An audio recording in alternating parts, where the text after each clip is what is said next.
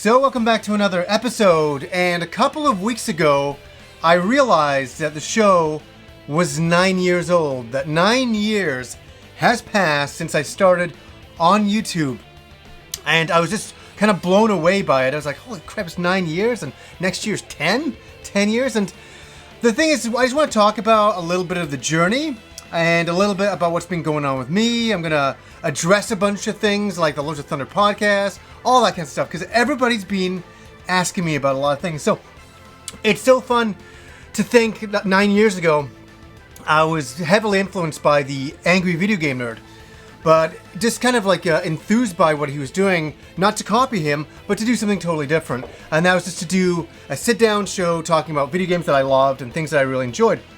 And then that's what I've done for 9 years now, and it's kind of nuts. And yeah, I met so many amazing people over the years. I've met so many other shows, and you know, like I made so many friendships, and that was something when I came onto YouTube that I didn't realize that I would make. I didn't know that would happen and all that. And I remember when I did the All Gen Gamers, I really want to address something with that. Is that I really loved doing the All Gen Gamers for, I think it was 86 episodes.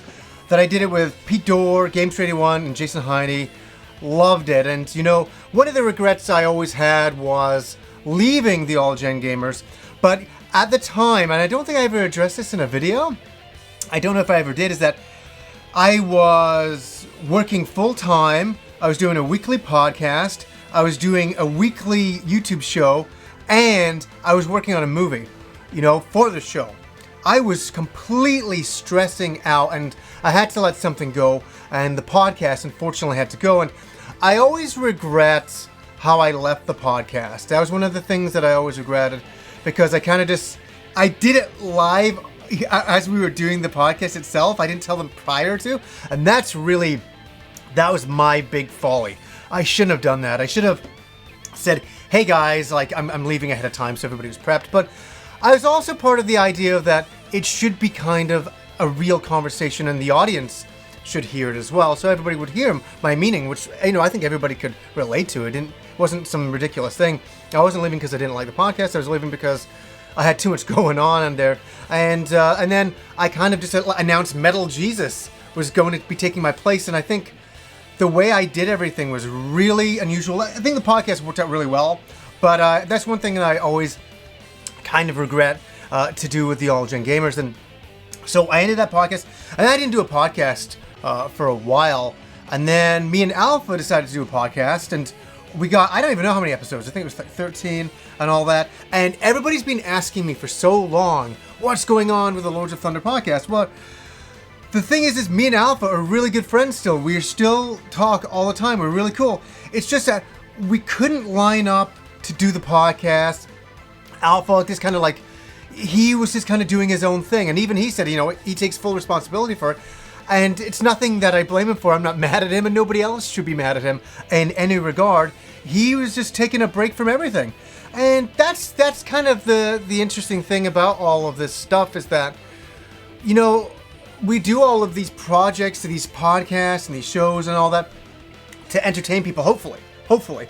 And we do it all for free, like the podcast stuff. We do all that for free, like because we just want to give something back and all of that. And sometimes they don't work out, and that's the way it kind of goes at times. And so don't anybody hold it against Alpha or myself. The Lords of Thunder podcast, we did it for a little bit. Who knows? Maybe one day we'll do it again. I'm not quite sure. Is that I do have some plans for this year, some interesting plans, and one of them is I'm going to announce, maybe in about, I don't know, another month's time, a new show that I'm making. And I'm going to keep that on the lowdown for now, but it's a new show that I'm making, and it's something that I'm interested in now, a brand new idea that, I don't know, I think it's fascinating, something I haven't done before, and I think it'll be really interesting to do. That's going to be something brand new. So I'll announce that, and, you know, like, this is really going to be unusual for me to say, and I hope I don't, like, make anybody, like, emotionally upset, is that I kind of wondered to myself about this show. Like, I was thinking about it when it was 9 years. I'm like, how long am I going to do this show for? I love doing this show. I do enjoy it quite a lot, but it is so much work, and I've done it for so long, and it's like, you know, like next year's 10 years, March 10 years, and I sometimes wonder, like, maybe, you know, like everything has its course, and maybe this show has its course, and maybe, you know, one day the time will come, and I played with the idea that maybe I will end this show, you know, and I don't know. I even thought maybe like after the Last Jedi comes out in Christmas time, I'll end the show. And let me say, the show is doing the best it's ever done. The show is at a popular level that I've never seen it at before, and I thank everybody for watching. Like, that's my number one thing. Thank you all so much for watching. I really, really appreciate it, and I just, you know, like this. It's not like wouldn't end the show because it's not doing well. The show's doing really well. But I just kind of think of longevity. It's like, I like to do different things in my life. I've always done different things. I've never discussed is that I was a comic book artist for a long time in my life because I wanted to do that. And then I was an animator for a long time because I wanted to do that. I was a supervisor for a very long time because I wanted to do that. And then I wanted to do a YouTube show. So I've kind of done that, and and I want to do a podcast, and all these different types of things. But I didn't make this episode to be all negative and to be, coming down negatively about the show. Is that I just wondered that one time I might end the show. Like, it might happen.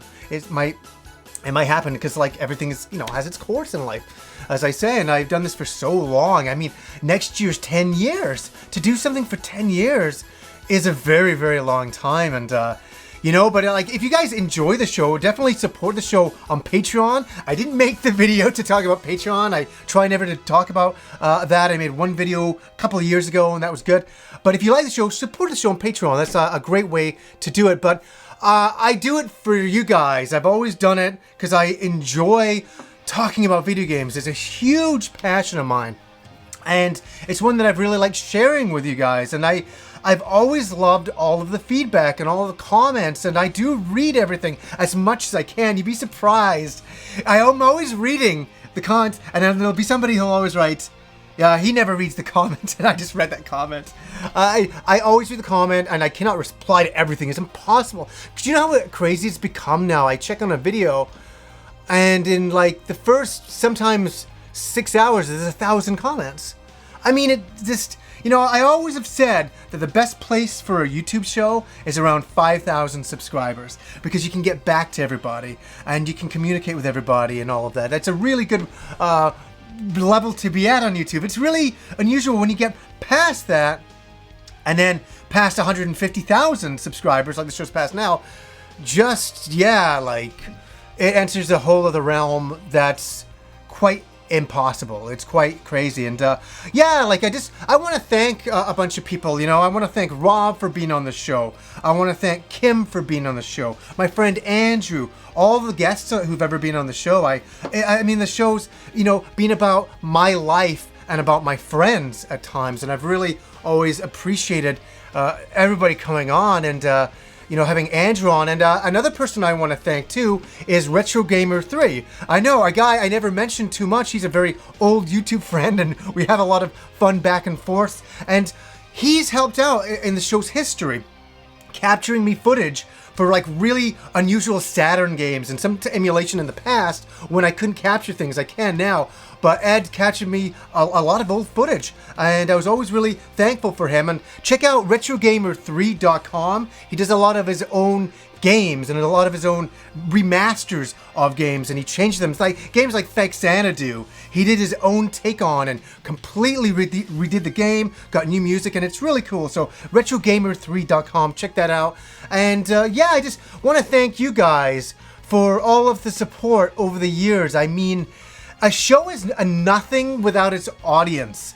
And I'm like a dirty old shoe on YouTube. I've been around since the inception of it, since the early days of 2008, which is just ridiculous. And I just want to thank all of you guys for, some of you have been around since back then and watched the show all the way till now. And I can't thank you all enough for enjoying the show and all of that. And as I say, like, maybe one day this show will come to an end, but I'll be around doing other things. I'm going to always do different things and all that. I think I'm definitely more known for doing this show. But you know, who knows? Maybe I'll continue to do this show as well. We'll have to see. But I just wanted to thank you guys so much. So anyways, guys, until next time.